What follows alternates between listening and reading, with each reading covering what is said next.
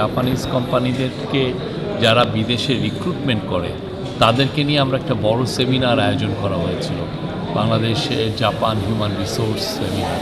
সেখানে জাপানিজ কোম্পানির একটা এনবিসিসি, ওদের national business support combined cooperatives, এরা জানিয়েছে ওরা হলো 65টা বড় বিভিন্ন গ্রুপিং আছে যে বিজনেস কোম্পানিগুলোর তাদের একটা গ্রুপ।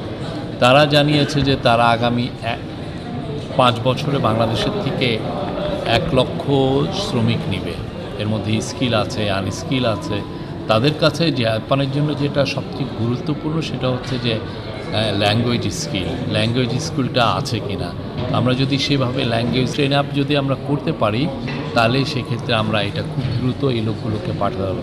ওরা অলরেডি কিছু কিছু করছে, ওরা এটা দেখছে যে আমাদের সাথে কীভাবে ল্যাঙ্গুয়েজ ট্রেনিং ইনস্টিটিউট এখানে করা যায়, কত দ্রুত করা যায়, সেটা একটা ওদেরও একটা ফোকাসে আছে।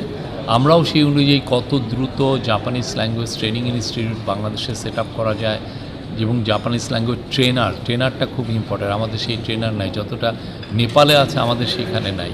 তো সেই জন্য আমরা চাচ্ছি যে খুব দ্রুত অনেক ট্রেনার তৈরি করতে, যাতে আমরা স্কেল আপ করতে পারি। অলরেডি প্রফেসর ইউনূস বলেছেন এই ব্যাপারে সমন্বিত উদ্যোগ নেওয়া হবে এবং উদ্যোগ নিলে আমরা আশা করছি যে খুব শীঘ্রই আমরা রেজাল্ট পাবো। আমরা 5 বছরে 1 লক্ষ না আরও বেশিও পাঠাতে পারি যদি সেরকম আমরা উদ্যোগ নিতে পারি।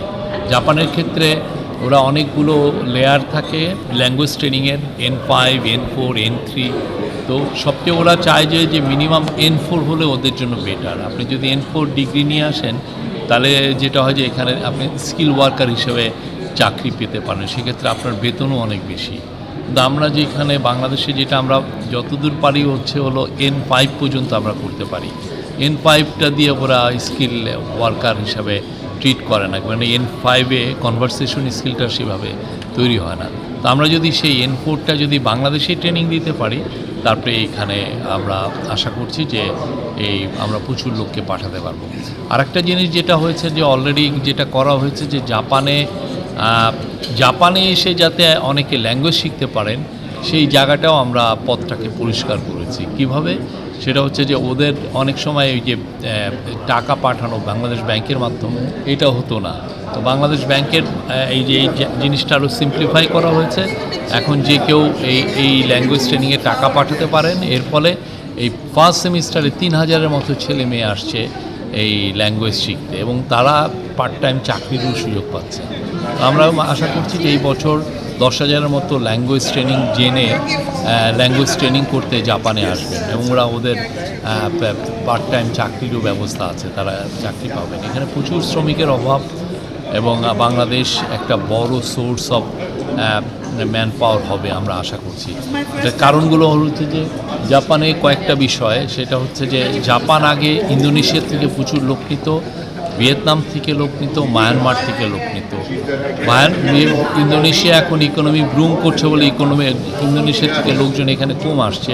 সিমিলারলি ভিয়েতনামেরও ইকোনমি বুম করেছে, ওরাও তেমন একটা লোক পাঠাচ্ছে না এখানে।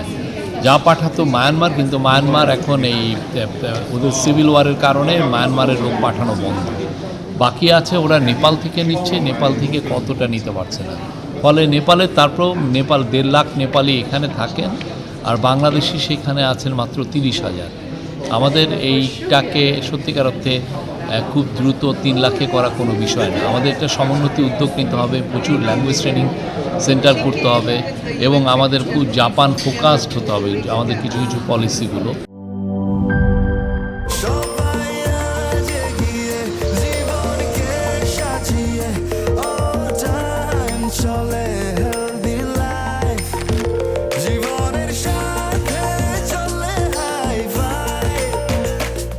চলার পথে স্বাস্থ্যকর all time honeycomb, all time healthy life.